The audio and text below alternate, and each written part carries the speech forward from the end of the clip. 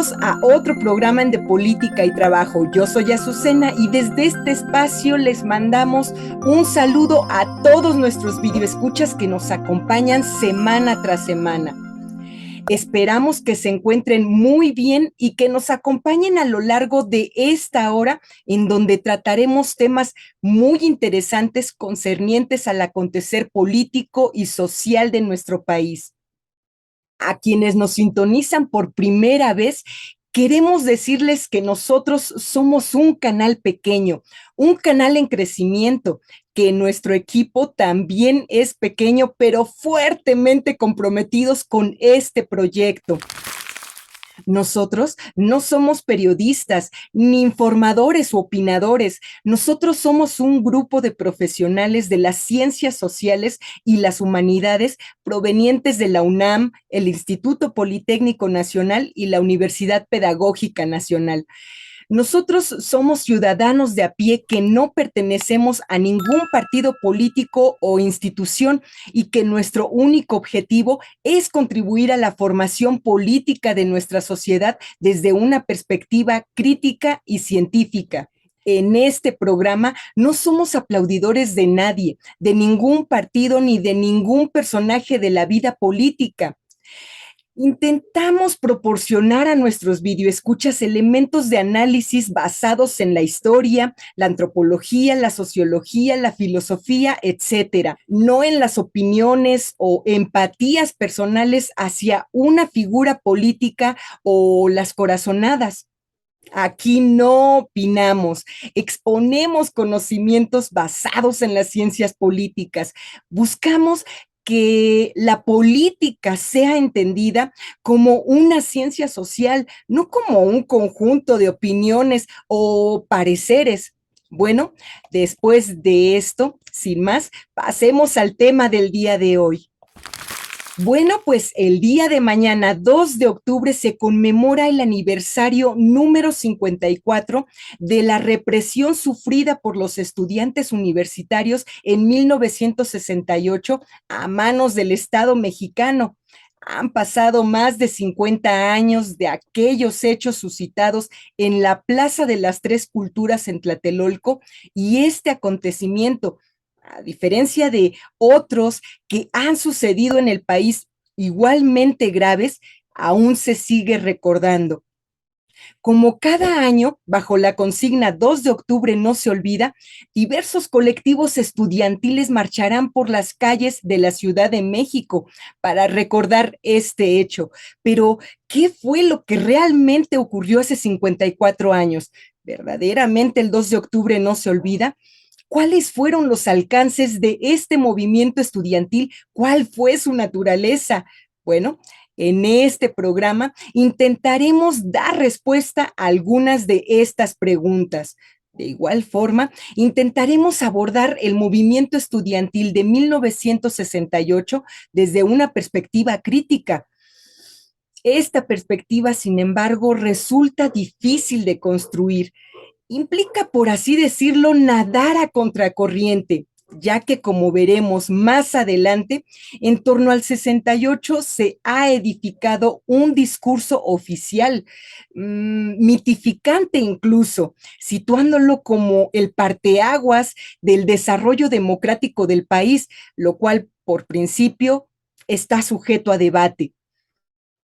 Pero antes de continuar, acompáñenme a saludar a nuestro colega, el antropólogo y arquitecto académico del Instituto Politécnico Nacional, el maestro Rubén Arechiga, quien, por cierto, fue un participante directo de este movimiento estudiantil en 1968, así como del movimiento estudiantil de 1971. Acompáñenme a saludarlo. ¡Vamos! El profesor Rubén Arechiga ha sido un investigador constante de este periodo histórico tan importante para nuestro país y es autor también de algunas publicaciones al respecto. La más reciente de ellas, su libro titulado Asalto al Cielo, dedicado enteramente al movimiento estudiantil de 1968.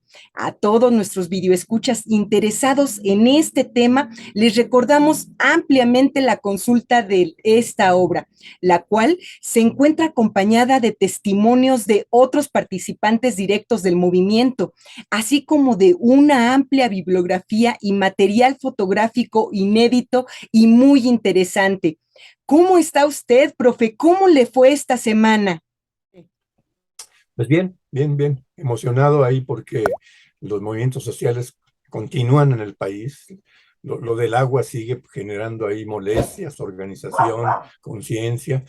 Y luego, pues también a nivel estudiantil, a propósito del 68, pues se mantiene lo del poli, tiene futuro lo del poli, está lo de Chapingo, está lo de la UNAM, que ya le está entrando a esto, las normales rurales, en fin. Entonces, bueno, esto es el contexto en el que ahora nos toca hablar el 68. Finalmente, es importante eh, pues felicitar a los que nos han seguido desde hace rato con varios programas y esperemos que el programa de hoy les guste. Bueno, profe, pues esta semana hemos preparado una pequeña cápsula relativa a los acontecimientos del 2 de octubre, aunque como verán a continuación, hemos decidido enfocarnos en una de las aristas históricas y políticas en torno al 68, una perspectiva de la que poco, muy poco se habla. Me refiero a los oportunistas que se sirven de los movimientos sociales para construir carrera política y carreras personales y que muchas veces suelen pasar inadvertidos. Sin más, corre video. Desde las consignas, las marchas, las asambleas y la crudeza de la represión,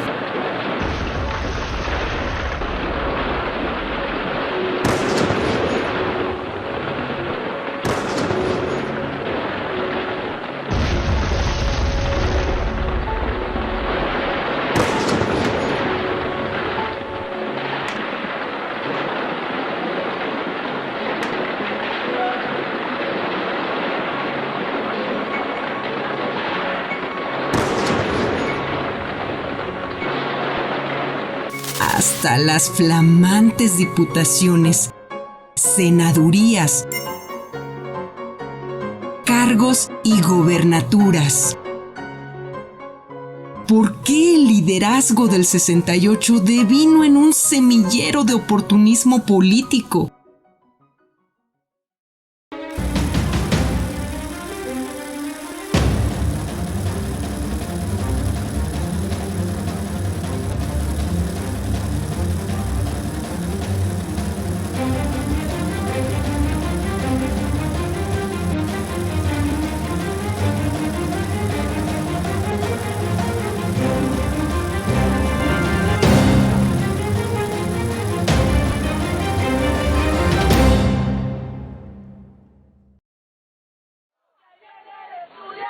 Porque el color del dinero jamás se olvida. Los moderados serán comprados, vestidos de amarillo, políticamente tibios.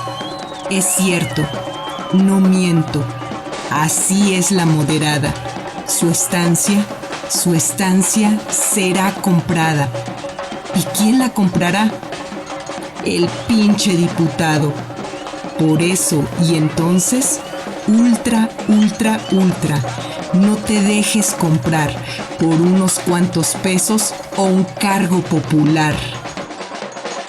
Consigna del Consejo General de Huelga de la UNAM contra el oportunismo político del Consejo Estudiantil Universitario de 1986 y contra los exlíderes del movimiento estudiantil de 1968. Abril de 1999. El movimiento movimiento estudiantil de 1968 ha sido considerado por el discurso oficial desde hace ya varias décadas como un parteaguas en el desarrollo democrático de nuestro país. Este movimiento, no obstante, no ha sido el único movimiento estudiantil que ha tenido alcances históricos para nuestra sociedad. Tampoco, hay que decirlo, el que mayor alcance social tuvo para nuestro país o para la educación universitaria. Existen otros movimientos estudiantiles, tanto en el Instituto Politécnico Nacional, la UNAM o las escuelas normales, que han obtenido conquistas sociales mucho más tangibles y de mayor alcance. Ahí están los movimientos politécnicos de 1942 y 1950, de los que poco o casi nada se conoce, a pesar de que tuvieron el gran mérito histórico de impedir la desaparición del Instituto Politécnico Nacional. Algo similar ha sucedido al interior de las escuelas normales, cuyos movimientos estudiantiles han significado para nuestro país la defensa de la educación rural pública y gratuita. En este sentido, se encuentra también el denostado movimiento estudiantil de 1999 en la UNAM, cuyo alcance social ha permitido que cientos de miles de estudiantes puedan acceder a la educación universitaria de manera gratuita, haciendo garante el artículo 3 constitucional. ¿Por qué entonces esta lógica de desmemoria y olvido para algunos movimientos estudiantiles y de glorificación y mitificación para otros por parte del Estado? Al finalizar el movimiento de 1968, el sistema de poder ofreció 3 alternativas a los estudiantes: la desmovilización y el regreso a las aulas, la continuación de la lucha desde la clandestinidad a través de las guerrillas y su consecuente exterminio, o bien la cooptación e integración al sistema de poder corrupto bajo la careta de una supuesta oposición política. Esta última alternativa fue la opción de muchos de los llamados líderes estudiantiles del 68. La cooptación de estos se acentuó durante el gobierno de Luis Echeverría, adquiriendo así la denominación popular de aperturos. La premisa de los aperturos era muy simple: sírvete de los movimientos sociales, particularmente de los movimientos estudiantiles, para poder construir una fecunda carrera política personal. De entre los personajes más destacados de esta vieja práctica política figuran los nombres de Pablo Gómez, Gilberto Guevara Niebla, Marcelino Perelló, Roberto Escudero, Eduardo Valle, Graco Ramírez, Salvador Martínez de la Roca, Jesús Martín del Campo, Sócrates Campos Lemus, Raúl Álvarez Garín, Tomás Cervantes Cabeza de Vaca, etc. Esta incorporación les redituó frutos políticos y económicos de los cuales gozan hasta el día de hoy. Llegaron los cargos, las diputaciones, las senadurías, las secretarías de Estado, las gobernaturas, etc. Todo ello con el consecuente beneficio económico para ellos y sus familias. Se trata de personajes que se han mantenido enquistados en la función pública, algunos ya desde hace más de 40 años. Lo más grave de todo esto es que estos supuestos líderes estudiantiles crearon escuela al interior de la clase política mexicana. La tesis de los aperturos sería replicada, casi calcada, por los líderes del movimiento estudiantil de la UNAM en 1986. Desde este movimiento es posible encontrar a exactivistas convertidos en funcionarios, de entre los que destacan personajes como Hugo López-Gatell, Rosario Robles, Claudia Sheinbaum, Fernando Belauzarán, Carlos Simas, etc. Sin embargo, no todos los movimientos sociales engendran liderazgos corruptos. ¿Por qué los padres de los jóvenes de Ayotzinapa no han accedido a diputaciones o senadurías? ¿Por qué los líderes del movimiento de Atenco no ocupan una secretaría de Estado actualmente? ¿Por qué las madres rastreadoras no han accedido a diputaciones o candidaturas? El pueblo de México le debe memoria plena y reconocimiento a la base estudiantil del movimiento de 1968. Para los líderes oportunistas de aquel movimiento, solo queda el basurero de la historia.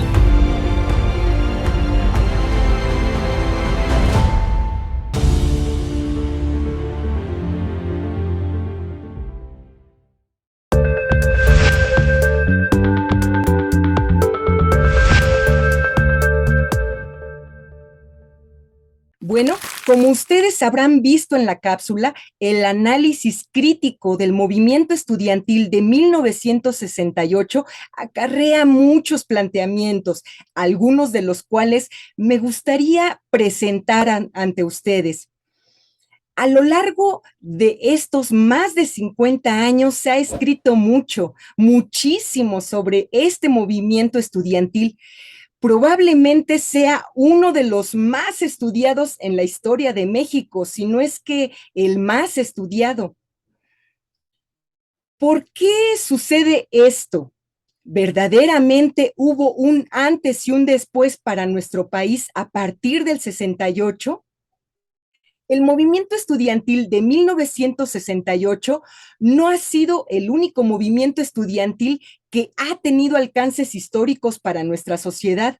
Tampoco, hay que decirlo, el que mayor alcance social tuvo para nuestro país o para la educación universitaria. Existen otros movimientos estudiantiles, tanto en el Instituto Politécnico Nacional, la UNAM, o las escuelas normales que han obtenido conquistas sociales mucho más tangibles y de mayor alcance. Ahí está el movimiento politécnico de 1942, del que poco o casi nada se conoce, a pesar de que tuvo un gran mérito histórico de impedir la desaparición del Instituto Politécnico Nacional y gracias al cual se han formado decenas de miles de profesionistas y científicos en nuestro país. Lo mismo sucedió con el movimiento politécnico de 1950, que también impidió la desaparición de la institución.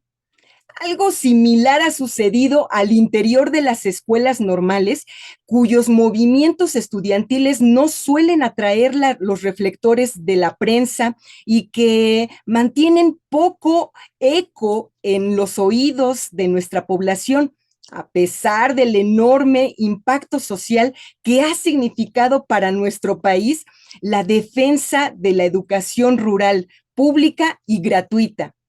En este sentido, se encuentra también el denostado movimiento estudiantil de 1999 en la UNAM, cuyo alcance social ha permitido que cientos de miles de estudiantes puedan acceder a la educación universitaria de manera gratuita, haciendo garante el artículo 3º constitucional.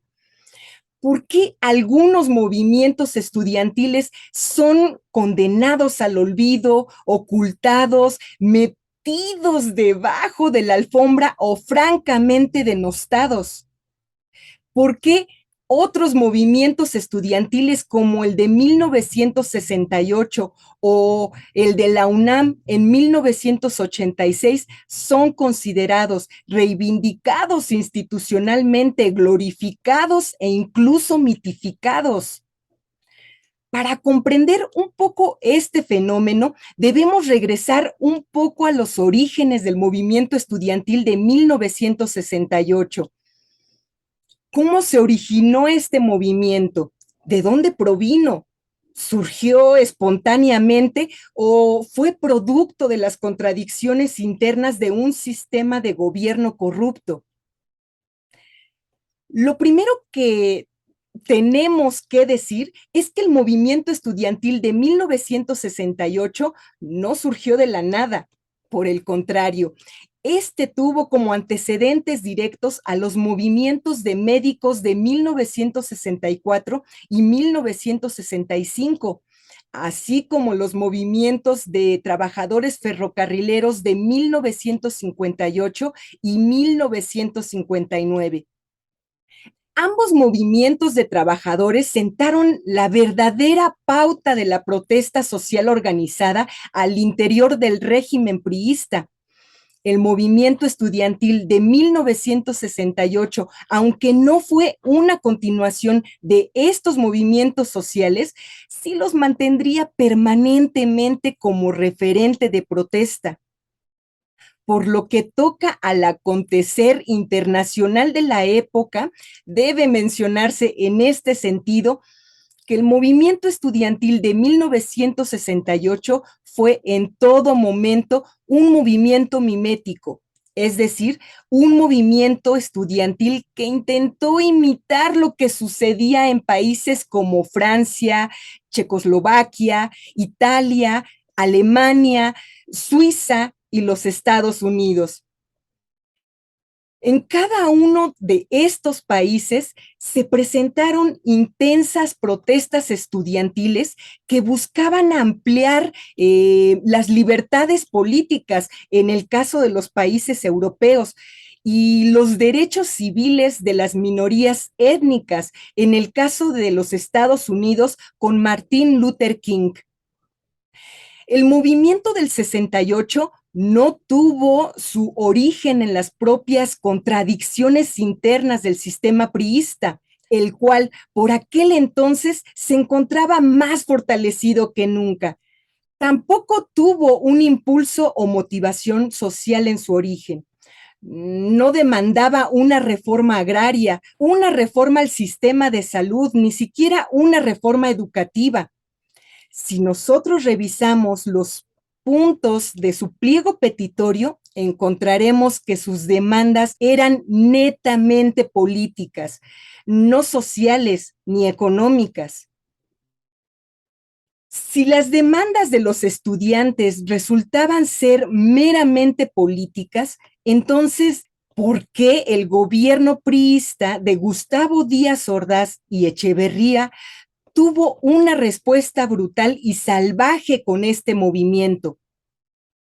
Para comprender esto, no debemos olvidar el contexto inmediato que rodeó al movimiento estudiantil durante las semanas previas al 2 de octubre. Debe tenerse presente que México y su gobierno se encontraban bajo un inédito escrutinio de la opinión pública mundial, producto de los Juegos Olímpicos que se inaugurarían el 12 de octubre. Ante este escenario, el gobierno mexicano, acostumbrado a hacer callar a punta de bayoneta toda protesta social, no dudó en hacer lo mismo con este movimiento estudiantil. ¿Acaso era la primera vez que el gobierno mexicano actuaba de esta manera? Desde luego que no. Debe recordarse que ya desde el año de 1965, con el famoso asalto al cuartel de Madera, el gobierno mexicano había implementado una estrategia de sangre y fuego contra toda oposición política al régimen, ya fuese esta civil o militar. Desde 1965, la persecución y ejecución de maestros rurales y activistas sociales había sido una constante para el gobierno mexicano. Entonces, se preguntarán nuestros videoescuchas, ¿por qué el 68 es diferente? ¿Acaso el movimiento del 68 representaba una amenaza real para el sistema de poder? Se ha argumentado que el movimiento del 68 buscó su articulación con otros sectores de la sociedad mexicana para así construir un bloque unificado contra el régimen priista. Efectivamente, así fue. No obstante, este no fue el único movimiento que buscó hacerlo. Prácticamente todos los movimientos estudiantiles han recurrido a esta posibilidad y han hecho estos llamados. Y en todos los casos la respuesta ha sido la misma: el vacío o el apoyo solidario meramente simbólico por parte de diversas organizaciones. Lo mismo sucedió con el 68. Entonces, ¿por qué la represión? La respuesta reside en el contexto social que previamente se ha mencionado: los Juegos Olímpicos. El gobierno mexicano temía que la naturaleza corrupta de su sistema fuese exhibida ante la opinión pública mundial. El sujeto social en cuestión no era el campesinado o maestro rural perdido en la sierra, lejos de los reflectores y de los medios de comunicación internacionales. Nada de eso.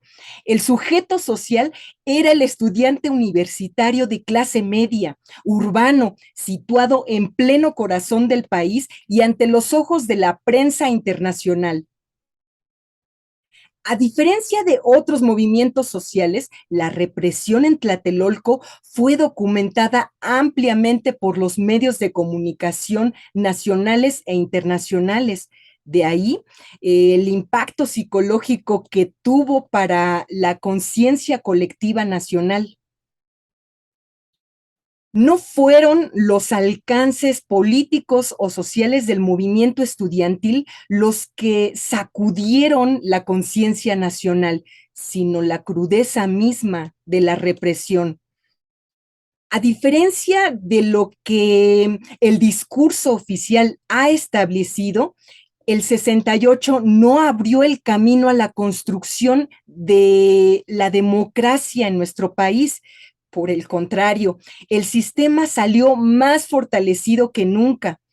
Tan es así que el gobierno mexicano no dudó en repetir la misma fórmula represiva en 1971 y en repetirla con los movimientos guerrilleros insurgentes durante prácticamente toda la década de los años 70. Después del 2 de octubre, el sistema autoritario de gobierno no se colapsó, ni siquiera sufrió grietas. De igual forma, el 2 de octubre sembró en la conciencia nacional un miedo atávico a la movilización social durante prácticamente 2 décadas,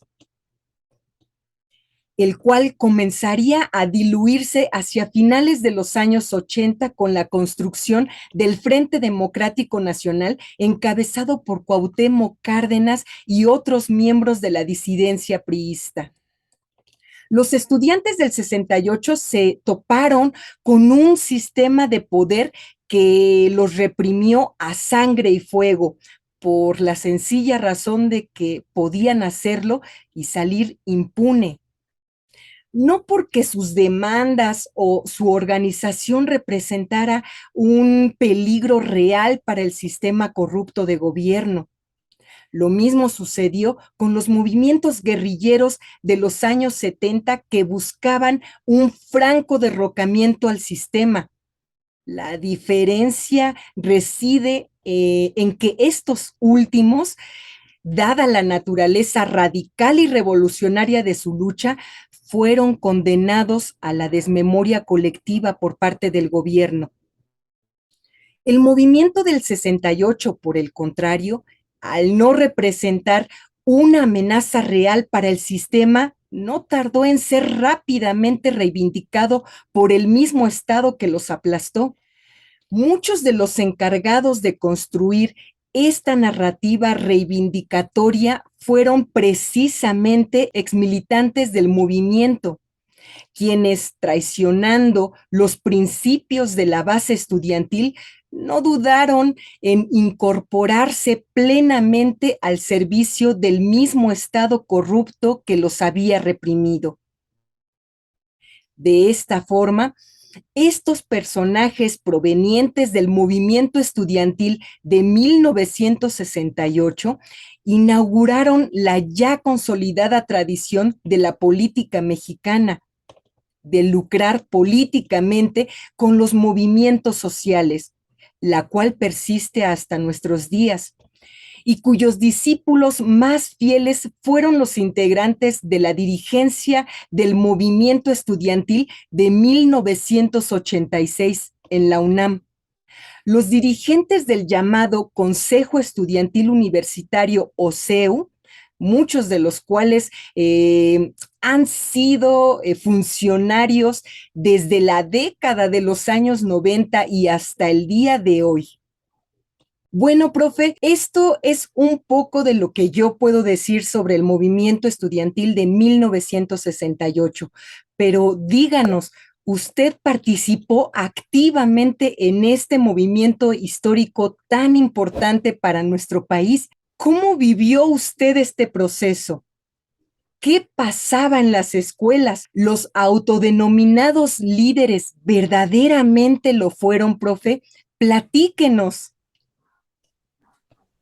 Bueno, mira, a propósito de las preguntas que haces, eh, me parece que lo que se tiene que decir, pues así fue, más allá de múltiples influencias que posibilitaron que todo el mundo de jóvenes estudiantes y muchos más le entraran a los movimientos sociales, es de que una buena parte de los que participamos en el 68 ni idea teníamos de lo que eran los movimientos sociales.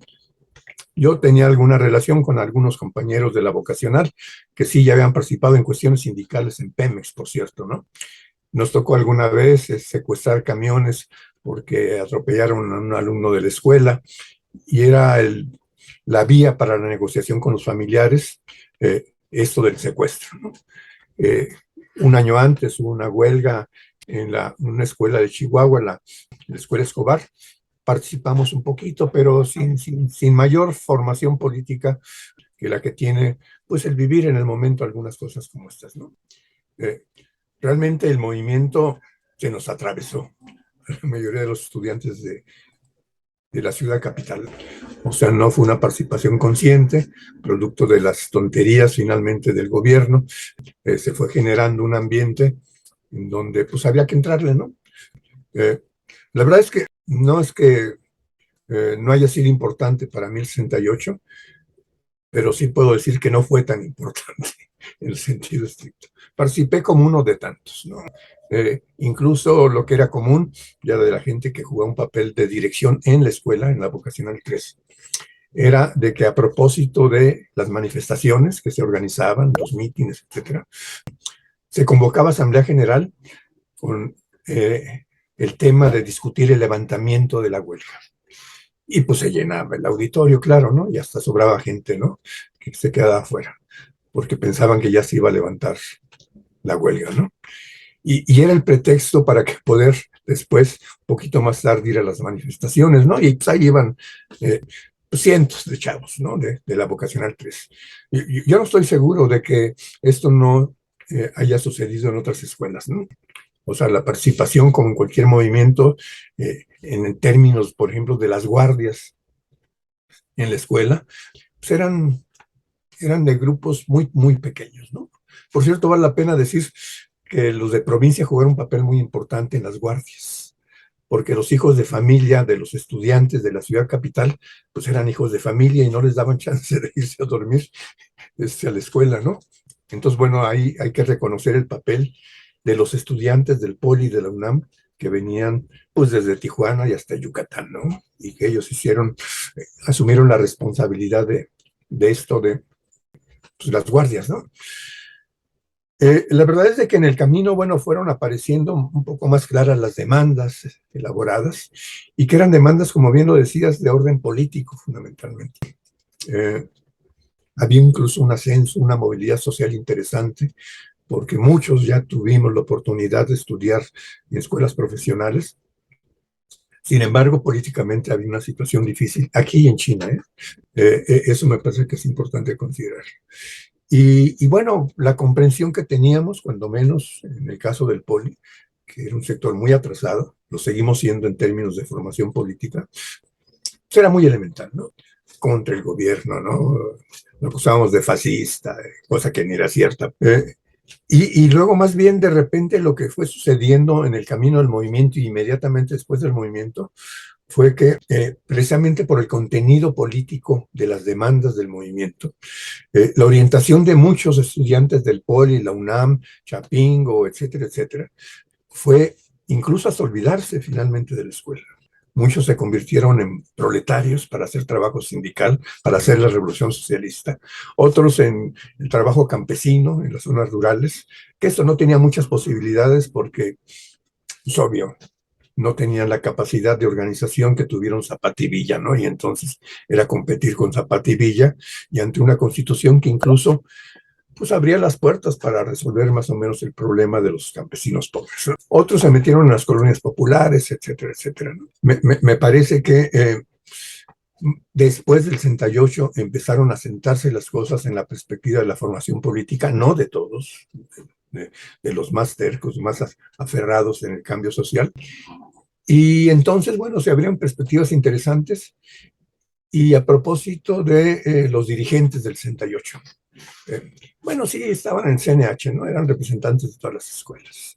En el caso de Boca 3, por ejemplo, quienes iban, entre ellos el amigo con el que yo tuve las primeras experiencias políticas, Caso se apellida, los que iban al CNH eran los que sacaban más dinero en las brigadas, los que mediante las brigadas llegaban con mucho más resultado en términos económicos, pues para los gastos finalmente de la huelga, ¿no? No sé qué pasaba en otras escuelas. En la arquitectura, después supe arquitectura de la UNAM, lo que hacían era de que rotaban a los representantes al CNH para cuidarse, para que no fueran tan notables la participación y en una situación de represión como la que se dio, pues no supieran a quién meter a la cárcel de la Escuela de Arquitectura, ¿no? Con esta rotación. La mayoría de las veces eran los mismos, de la UNAM y del Poli, ¿no? Y de ahí que incluso pues pasaron a primer plano, pues hasta en los periódicos, algunos de ellos, ¿no? Y bueno, no es por despreciar lo que hacía el CNH, pero en el sentido estricto lo único que hacía era convocar a actos públicos, aunque se la pasaban diario discutiendo y nunca se ponían de acuerdo sobre nada, ¿no? Porque ahí pasó una cosa interesante. Empezaron a aparecer las izquierdas, no la izquierda, ¿no? Antes del 68, el mundo estaba en la lógica de la izquierda, pues la versión china, la versión soviética y la versión cubana, ¿no? Pero bueno, la versión soviética pues era inexistente, ¿no? Ya había pactado con Estados Unidos, con el capitalismo y no le movía los partidos comunistas para hacer la revolución, ¿no? Los maoístas o los chinos tampoco, ¿no? La influencia quizás más grande era la de los guevaristas, pero mal entendida, ¿no? Creían que agarrar un rifle era suficiente para hacer la revolución. Y la verdad es de que en el caso, a propósito de lo que llaman guerrilla urbana, no fue guerrilla nunca, ¿no? La de los 70s. Fueron grupos armados que incluso lo decían públicamente, era un poco la venganza del 10 de junio y del 2 de octubre, ¿no? No con la perspectiva de acabar con el régimen burgués, el ejército militar burgués, etcétera, era otra lógica, ¿no? Entonces, bueno, producto de que se abre una perspectiva mucho más amplia en el mundo, hay más izquierdas, pues no nos poníamos de acuerdo fácilmente, o no se ponían, porque yo nunca estuve en el CNH, ¿no? Entonces discutían y discutían y discutían, y la mayoría de ellos no quisieron una brigada en un mercado o en un camión, ¿no? Encabezaban las manifestaciones y aparecían en primer plano, ¿no? Como sigue sucediendo incluso, ¿no? Ahora llegan en silla de ruedas muchos de esos dirigentes del 68, y la verdad es de que fueron los que menos vivieron intensamente el movimiento. Había gente valiosa, no hay duda, ¿no? Pero bueno, hay pillos como Marcelino Perellón, que era del Partido Comunista, que el 3 de octubre lo entrevistaron y dijo, no hubo muertos ayer, pues eran balas de goma, ¿no? Y luego lo premió el gobierno y ya empezó su rollo por España muchos años, regresó, pues queriendo ser el gran dirigente de ciencias de la UNAM, y lo corrieron incluso en la UNAM por actitudes machistas en un programa de radio que tenía por ahí, ¿no? Aquí vale la pena hacer una referencia importante a propósito de los brincoteos de los que hablas, ¿no? Del oportunismo, ¿no? Que se aprovecharon de su dirigencia, según esto, para los puestos. No es lo mismo ser estudiante que ser ingeniero, o ser físico, ser filósofo, ser historiador, sociólogo, ¿no? Este cambio de estatus favoreció mucho por la corrupción, ¿sí? Se olvidaron de que eran estudiantes, se olvidaron en términos de los principios, valores, proyectos, etcétera, etcétera. Y se acomodaron en la perspectiva de la movilidad social, ¿no?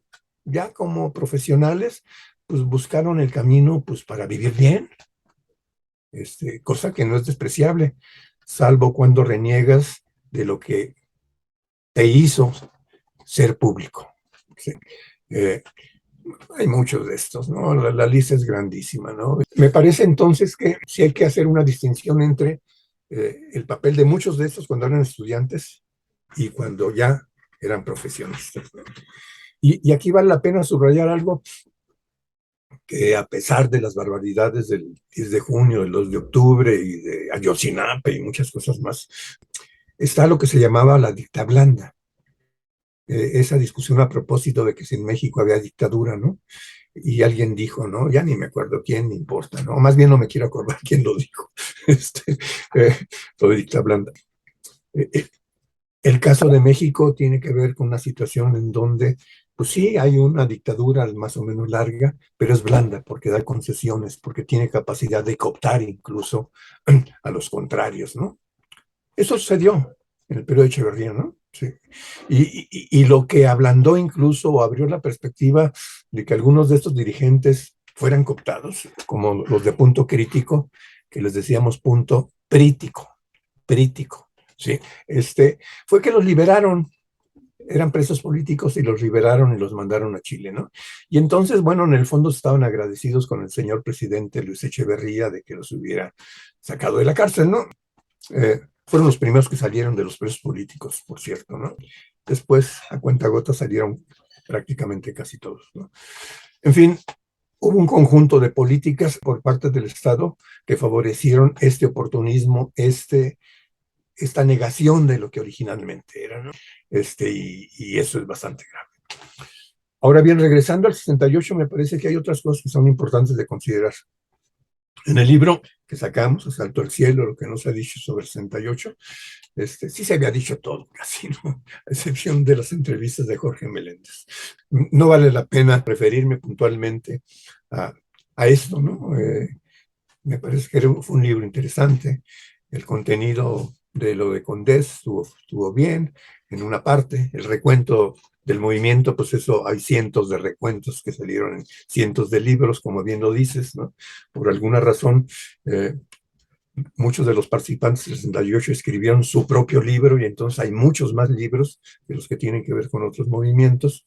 El trabajo de Jorge Meléndez fue excepcional porque incluso provocó que Jorge Hurtado no apareciera como entrevistado, sino como autor.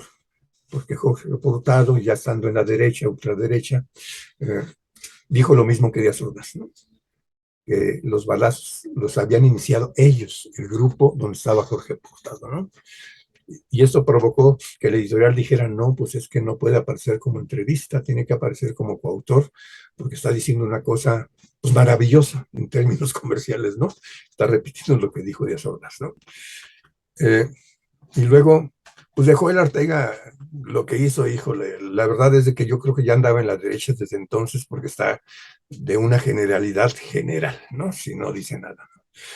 Después, por cierto, salió en el 2018 una supuesta segunda versión de ese mismo libro, que está precioso porque es a colores, papel cuché, se editaron 67,000 ejemplares, que por cierto están guardados, ¿no? En una bodega.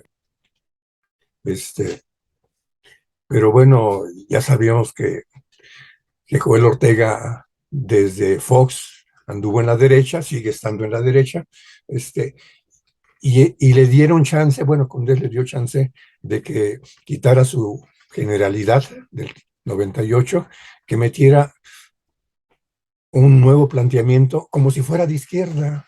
Joel Ortega ya tiene rato que anda chafeando, que por cierto no se ha corrompido, ¿eh? o quién sabe qué pasó, ¿no? Pero no vive de su brinco del Partido Comunista a la derecha, ¿no?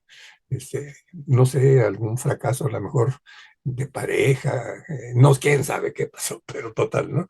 Lo que faltó en el primer libro, en mi caso, que hice un recuento del 1 de enero hasta el 31 de diciembre del 68, con respecto a movilizaciones sociales, particularmente de estudiantes y de jóvenes, dejó un hueco. Yo solamente hice un listado finalmente, ¿no? No hubo reflexión sobre esto en esto que apareció en el primero y en el segundo libro. Yo ya había trabajado eh, en la perspectiva de completar esto por separado, de que se reflexionara desde el punto de vista de la antropología, las movilizaciones del 68. Por falta de espacio en un libro y en el otro, no pude meter esto, siempre quedó inconcluso, por decir algo, no era publicable, tenía como el 80% nada más. Y resulta que lo que yo pensé después de este recorrido de todo el año es que había una crisis de las identidades nacionales sustentadas sobre la base de las relaciones políticas en todas las naciones. Es decir, la cultura política dominante era rechazada por sectores importantes de la sociedad en China, en Estados Unidos, en la Unión Soviética, en Checoslovaquia, en Francia, en Italia, en Estados Unidos, en México, etcétera, etcétera. Una crisis porque no se sentían arropados, particularmente los jóvenes y los estudiantes, con respecto a lo que existía en la práctica política de cada uno de estos países. Ejemplos muy puntuales. La obligación de ir a la guerra de Vietnam por parte de todos los jóvenes, ¿no? De preferencia, escogían a gente de origen africano, a gente de origen mexicano, a gente de origen latinoamericano que estaban viviendo en Estados Unidos. Los güeritos se salvaban con frecuencia, o los mandaban a hacer algunas tareas donde no se arriesgaban a morir, ¿no? Aunque sí se murieron algunos, ¿no? Y bueno, ¿qué sucedió? Por ejemplo, el movimiento del hipismo y el hipismo, ¿no? Los hippies eran amor y paz. No estaban en contra de la guerra de Vietnam, ¿eh? Estaban en contra de ir a la guerra y de morirse en la guerra por intereses comerciales que tenían que ver pues con la venta de armas, porque las guerras son negocio, no hay duda, ¿no? ¿Sí? Pero luego los musulmanes, que muchos negros se convirtieron en musulmanes, decían que les prohibía su religión ir a la guerra. También era un pretexto para no ir a Vietnam. Y luego los mexicanos que habían nacido allá y que los llamaban para ir a la guerra, dijeron, no, pues yo ya no quiero ser ciudadano estadounidense, y se vinieron incluso a estudiar muchos a la Ciudad de México, huyendo de la guerra de Vietnam, ¿no? Entonces, eso del carácter importantísimo de los hippies, porque estaban en contra de la guerra de Vietnam, es puros cuentos, no es cierto, nada que ver con eso, ¿no? Y así como eso, pues finalmente, por ejemplo, había cosas en Francia que me parece que no sobra, porque fíjense lo que planteaban en Francia, ¿no? Seamos realistas, exijamos lo imposible. Exijamos, ¿eh? O sea, no se asumían como sujetos históricos con la posibilidad de construir una nueva sociedad. Le exigían al Estado burgués lo imposible. Bueno, pues es de locos, ¿no? Sí, el Estado burgués obviamente no les hizo caso, ¿no? Y valdría la pena incluso subrayar que la huelga de mayo por ciento en Francia fue interesantísima porque hubo una relación muy intensa entre clase obrera y movimiento estudiantil. Quizás fue lo más importante en términos de la lucha de clases en el mundo, ¿no? Aunque hubo otras manifestaciones interesantes, pero no de esa magnitud, ¿no? En Estados Unidos, los Panteras Negras, ¿no? Malcolm X, ¿no? En fin, hubo algunas cosas interesantes, pero nunca con tanta profundidad como lo que sucedió en Francia. Ahora bien, muchos de estos movimientos apuntaban en la perspectiva, según esto, pues de un socialismo pues muy raquítico, porque no había proyecto de socialismo, ¿no? El soviético no nos gustaba, el China menos, el cubano, pues con todo respeto a la revolución cubana, pero no era opción, pues, ¿no? No era opción en términos de organización social, ¿no? Y además difícilmente estando cerca de Estados Unidos, ¿no? Entonces, en esa perspectiva incluso se fue deteriorando hasta esto de las nuevas izquierdas, ¿no? Según Marx, el sujeto histórico es la clase obrera, y desapareció prácticamente la clase obrera como sujeto histórico en la mayoría de los proyectos de estas izquierdas que surgieron después del 68, ¿no? Y no se diga en la situación actual, ¿no? Ni como sector existe en Morena, por ejemplo, la clase obrera, ¿no? Menos como clase, pues, ¿no? O sea, no es un partido de clase. Claro, ahora hay una condición diferente, ¿no? Ya no existen los países llamados socialistas y eso pues favoreció el fortalecimiento del capitalismo, de la aparición del neoliberalismo, etcétera, etcétera, ¿no? Me parece que entonces, si esto de antropologizar el 68 sí es algo interesante, ¿no? O sea, cómo hubo una crisis de identidades nacionales, les quedaba chico el proyecto de nación que existían en todas las naciones, los motivos no eran exactamente los mismos, pero coincidían en cuestionar finalmente las relaciones políticas y la cultura política dominante, ¿no? Y el proceso de transformar una cultura política dominante, como también hacías tu referencia, no es de un día para otro, ¿no? No es tan fácil, ¿no? Quizás cerraría esta intervención diciendo, híjole, no nos hagamos patos. Nos partieron la madre en el 68, ¿no? Perdimos, ¿no? Y no lo reconocemos eso, ¿eh? Aparece como el parteaguas, ¿no? Todavía hay gente que dice que la llegada de López Obrador al gobierno es por lo que hicimos en 1968. Nada de eso es cierto, ¿no? La verdad es que la influencia que tuvimos los que estuvimos en los comités de lucha era reducidísima, ¿no? En las escuelas nos tenían miedo más bien a los comités de lucha, ¿no? Pero no los convencíamos de mucho, ¿no? Nuestras familias ni nos pelaban, ni a veces con el argumento de que, híjole, te estás arriesgando, no te metas, por favor, etcétera, ¿no? En fin, fuimos derrotados, ¿no? Y de las derrotas se aprende, por cierto, ¿no? No hay que renegar de eso, ni modo, no tuvimos capacidad para muchas cosas más. Y quizás lo más interesante, derivado del 68, tiene que ver con un impulso al sindicalismo, que el resultado no fue precisamente el pensado originalmente, como es el caso de Teléfonos de México, ¿no? Donde pues hay un charro de nuevo tipo que se apellida Hernández Juárez, tiene más tiempo al frente del sindicato que Fidel Velázquez, ¿no? Híjole, ¿no? Pero bueno, es derivado del 68. Lo más interesante tiene que ver con la tenencia democrática y el sutín, ¿no? Unas huelgas extraordinarias porque tenían proyecto de nación, ¿no? Sí. Y no eran partido, eran un sindicato, ¿no? Y eso tiene que ver con 68, con gente del Poli, fundamentalmente. También algo en Pemex, ¿no? En el periodo de la QUIN hicieron cosas interesantes, estudiantes que estuvieron en el 68. También los mineros de Lázaro Cárdenas, ¿no? Tuvieron varias huelgas en los años 80 y principios de los 90, huelgas que ganaron, por cierto, y era derivado del 68. Después de eso, pues no, ni modo, ¿no? La izquierda es débil en este país, muchas de las cosas que están sucediendo es por esa debilidad precisamente, por la falta de organización suficiente para presionar y exigir que se resuelvan mejor muchas cosas que están pendientes, ¿no? En fin, pues esto sería mi intervención. Bueno, pues hemos llegado a la parte de las conclusiones de este programa.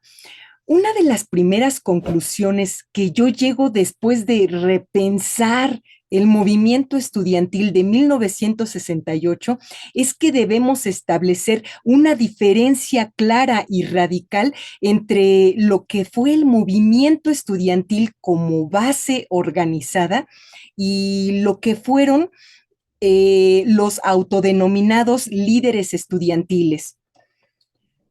Un movimiento social en cuya base late la exigencia de democratizar las instituciones del país, no puede tolerar de ningún modo el protagonismo político ni el apuntalamiento de los llamados líderes estudiantiles.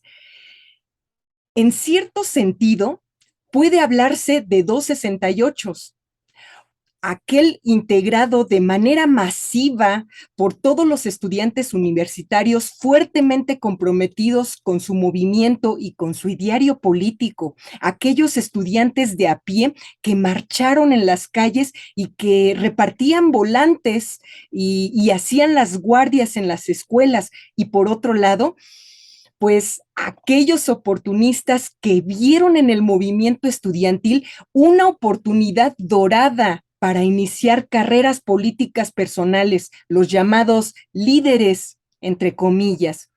El discurso oficial se ha encargado de llevar al olvido el movimiento estudiantil de la base social. Ha reivindicado, por el contrario, los nombres de los líderes, entre comillas, de este movimiento, llegando a construir casi una asociación o identidad semántica entre el movimiento estudiantil y los nombres de estos personajes. En la conciencia colectiva, siempre que se piensa en el movimiento estudiantil de 1968, se piensa inmediatamente en el 2 de octubre y en el nombre de los líderes que supuestamente encabezaron este movimiento. No se piensa en estudiantes organizados en asambleas, repartiendo volantes en las calles o haciendo guardias en las escuelas. ¿Por qué estos nombres suenan y resuenan desde hace ya varias décadas? ¿Cuáles son estos nombres? Debe tenerse presente que el sujeto social universitario de 1968 era muy distinto al sujeto social universitario actual.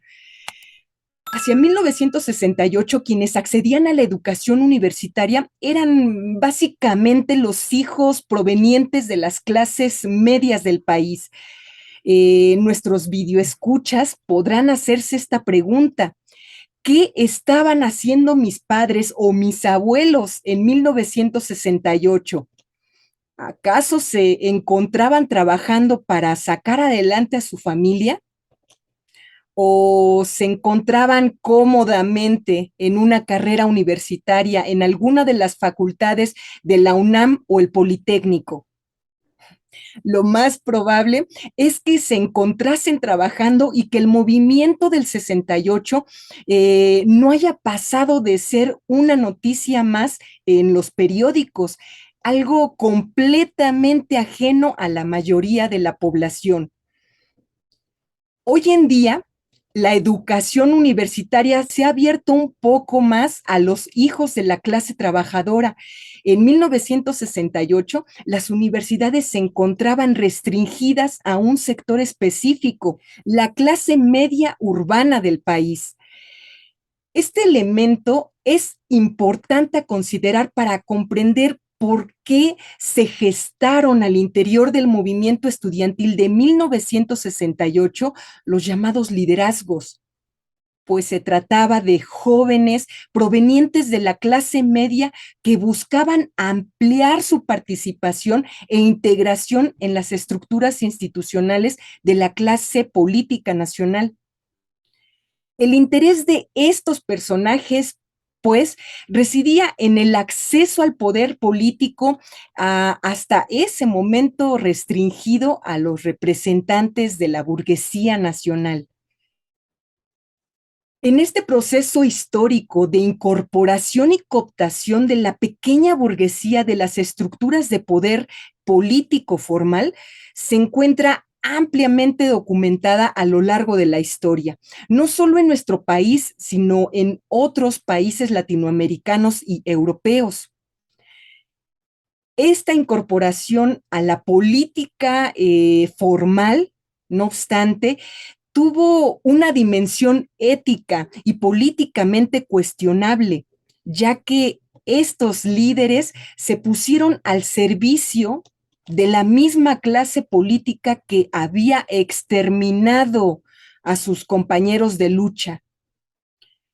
Para los estudiantes de 1968, el sistema de poder ofreció tres alternativas: la desmovilización y el regreso a las aulas, la continuación de la lucha desde la clandestinidad a través de la guerrilla y su consecuente exterminio, o bien la cooptación e integración al sistema de poder corrupto.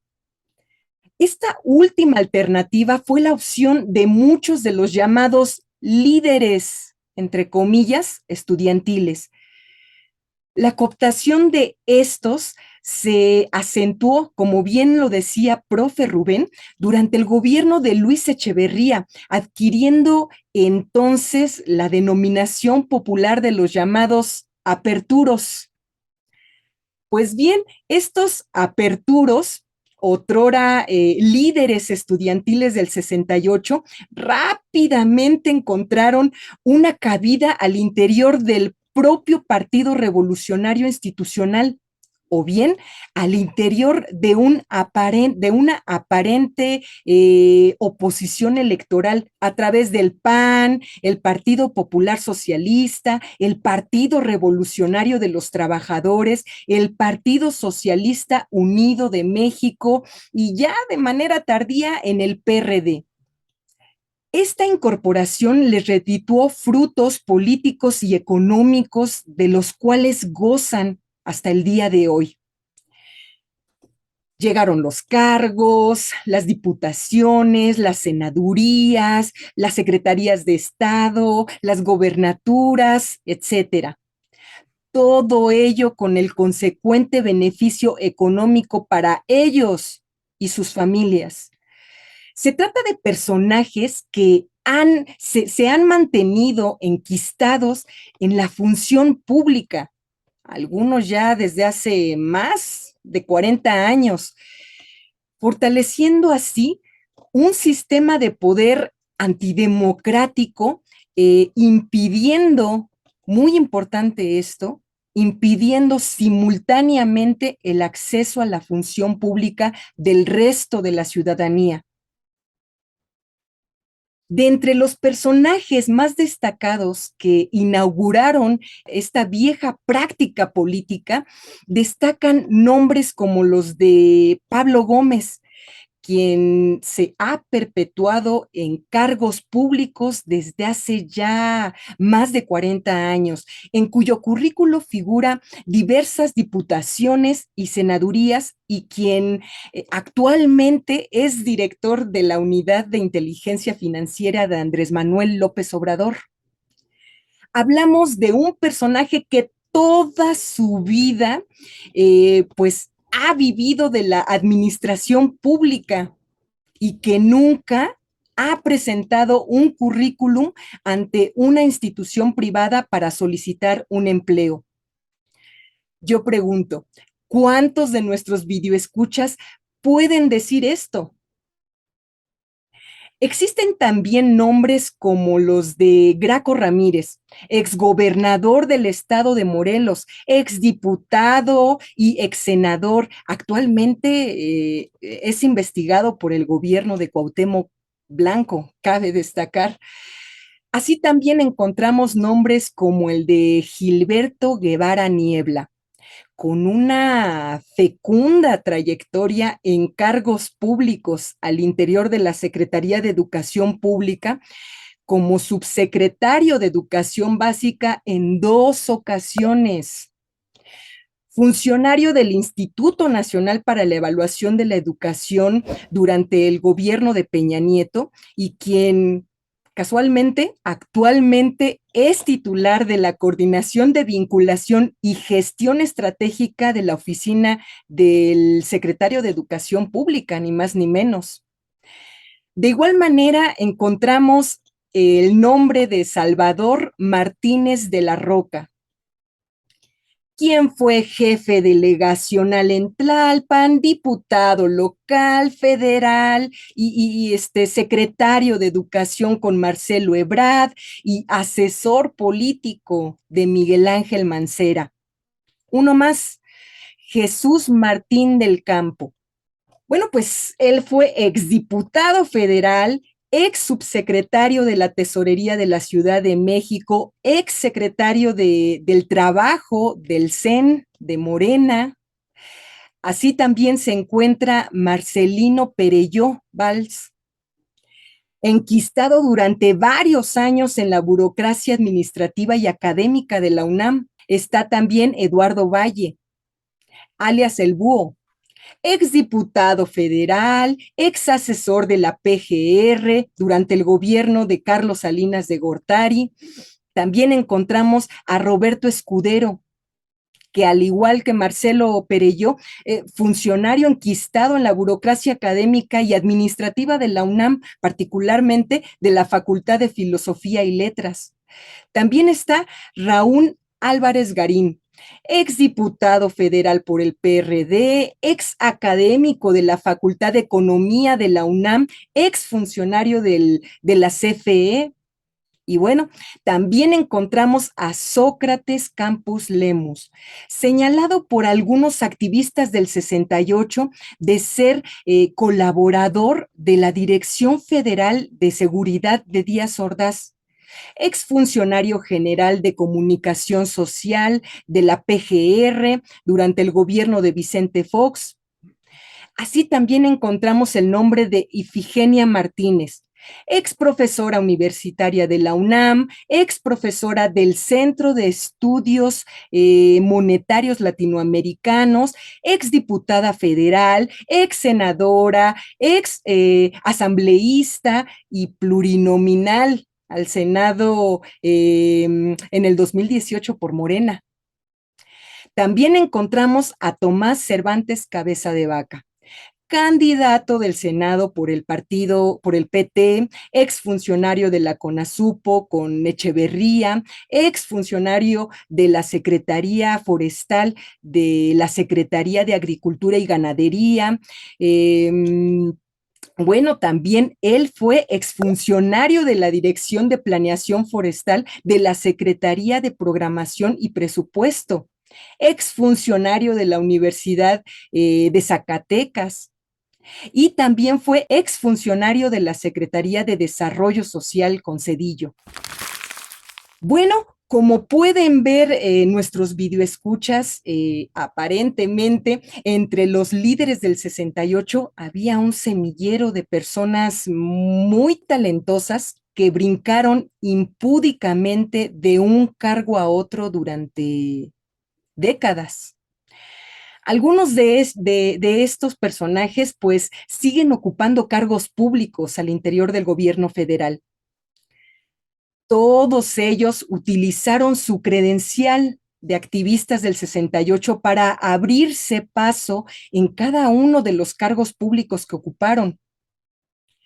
¿Cuántos de estos personajes habrían accedido a la función pública o a las cátedras universitarias sin presentar la etiqueta de activistas 68eros? ¿Cuántos? Por cada uno de los cargos y puestos que ocuparon estos personajes, a un ciudadano mexicano se le impidió el acceso a la función pública de su país. ¿Cuántos de nuestros videoescuchas pueden presumir de haber tenido un padre o un abuelo como secretario de Estado o como diputado federal o como senador? Lo más grave de todo esto, porque lo anterior es grave, pero lo más grave de todo esto es que estos supuestos líderes estudiantiles crearon escuela al interior de la clase política mexicana. La premisa es muy simple. Sírvete de los movimientos sociales, particularmente de los movimientos estudiantiles, para poder construir una fecunda carrera política personal. Bueno, pues esta tesis sería replicada, casi calcada, por los líderes del movimiento estudiantil de la UNAM en 1986, un movimiento que, al igual que el del 68, ha sido constantemente reivindicado desde las propias instituciones, incluida la UNAM. Probablemente muchos de nuestros videoescuchas no hayan oído hablar de este movimiento en particular, pero con toda seguridad han escuchado hablar de los nombres de algunos de estos exactivistas convertidos en funcionarios. Aquí les van algunos nombres: Hugo López-Gatell, Rosario Robles, Carlos Simas, Antonio Santos, Immanuel Ordorica, Claudia Sheinbaum, Fernando Belauzarán, Óscar Moreno, Alfonso Lluveré e Inti Muñoz. Todos estos ex líderes, entre comillas, del Consejo Estudiantil Universitario de 1986, el llamado CEU, y que, al igual que los líderes entre comillas, nuevamente, del movimiento del 68, rápidamente encontraron un lugar en los cargos públicos, como diputaciones, delegaciones, secretarías, jefaturas de gobierno, etcétera. Este movimiento estudiantil de 1986, dado el carácter oportunista de su dirigencia, sería crudamente repudiado por el movimiento estudiantil de 1999 en la UNAM, en donde no se ha sabido que uno solo de sus dirigentes haya ocupado cargos públicos una vez concluido el movimiento. Al interior del movimiento del 99 existió una consigna que sintetiza el repudio y oportunismo político al interior de los movimientos estudiantiles de 1968 y de 1986. Esta dice así: porque el color del dinero jamás se olvida, los moderados serán comprados, vestidos de amarillo, políticamente tibios. Es cierto, no miento. Así es la moderada. Su estancia será comprada. ¿Y quién la comprará? El pinche diputado. Por eso, y entonces, ultra, ultra, ultra, no te dejes comprar por unos cuantos pesos o un cargo popular.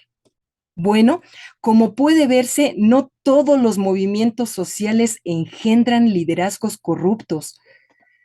¿Por qué los padres de los jóvenes de Ayotzinapa no han accedido a las diputaciones o senadurías?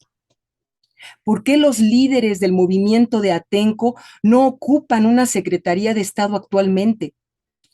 ¿Por qué las madres rastreadoras que actualmente se encuentran buscando a sus hijos desaparecidos con el único apoyo de su fuerza de voluntad y su fortaleza moral no han accedido a diputaciones o candidaturas?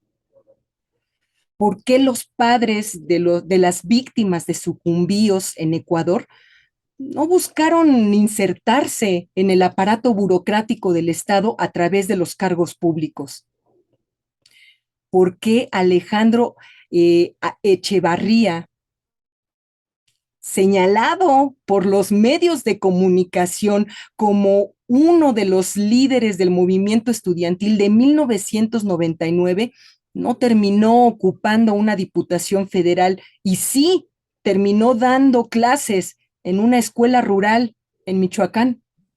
El pueblo de México le debe a la base estudiantil del movimiento de 1968 un reconocimiento y una memoria permanente y plena en valoración a las aportaciones que este movimiento hizo para la construcción de un mejor país. Para los líderes oportunistas de aquel movimiento, solo queda el basurero de la historia.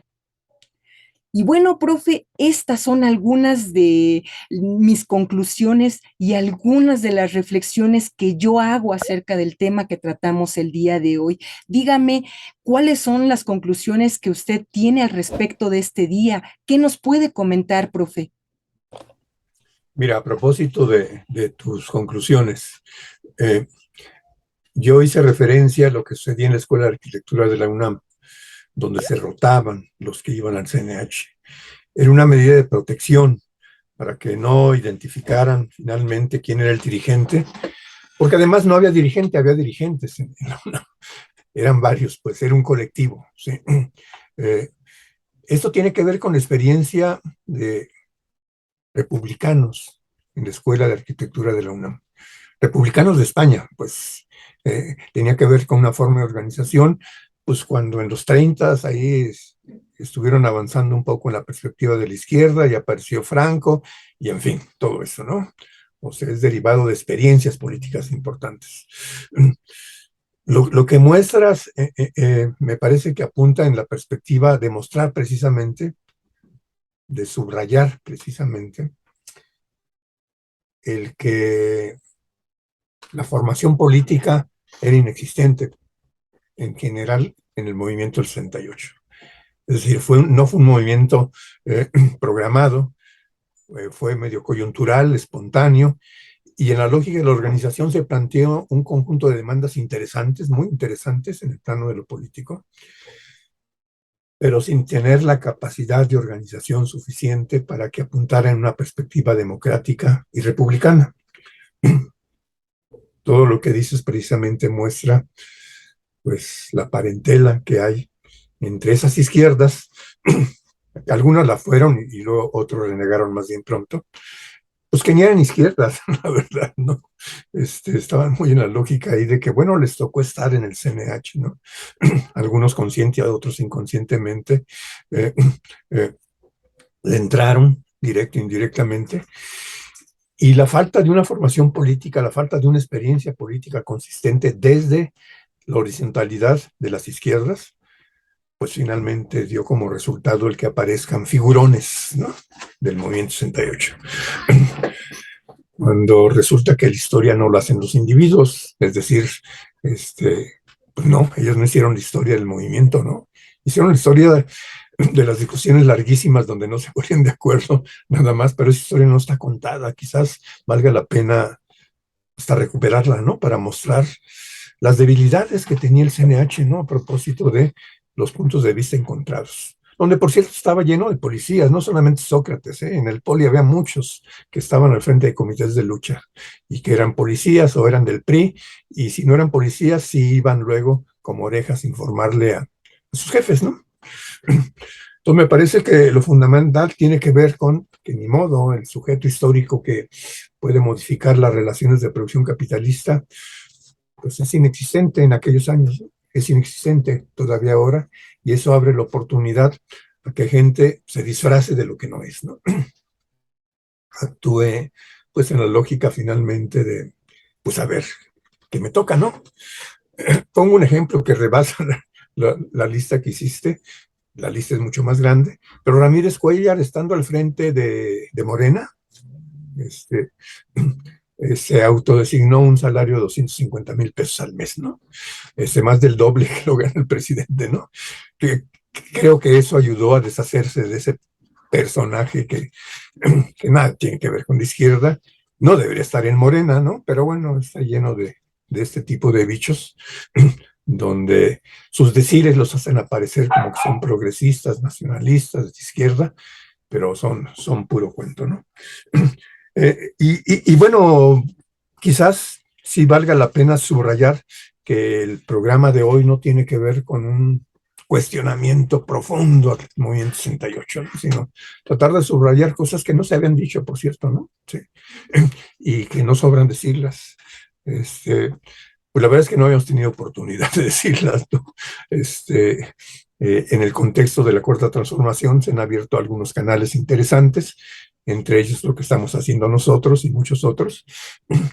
Y bueno, más vale tarde que nunca, ¿no? Finalmente.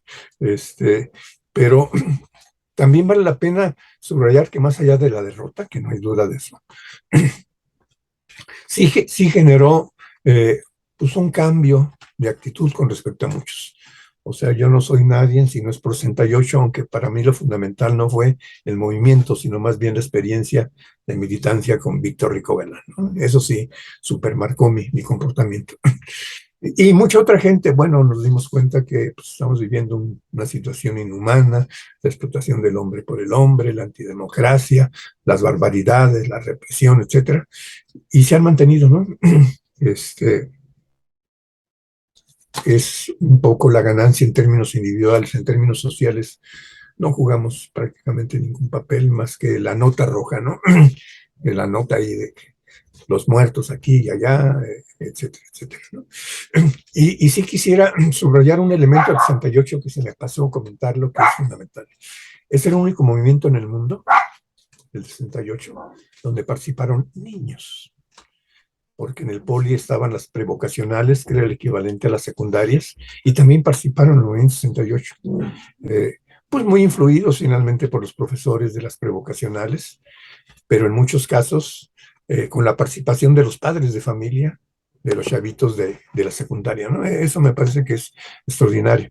Entonces, no queremos poner en entredicho el movimiento 68, sino más bien precisar algunas cosas que no apuntaban en la perspectiva del discurso de izquierda democrático, etcétera, etcétera, ¿no? Era otra cosa, ¿no? Desgraciadamente estamos en el mismo plano todavía, ¿no? O sea, la izquierda seria no avanza, ¿no? E incluso es marginada, criticada, corrida, etcétera, etcétera. Eh, y, y bueno, las organizaciones que existen en la lógica de lo que se llama la cuarta transformación son muy débiles, precisamente por la debilidad de la izquierda, ¿no? Porque esto abre la puerta a vividores, ¿no? Esto abre la puerta a minigángsters, ¿no? Esto abre la puerta a que se convierta en bolsa de trabajo.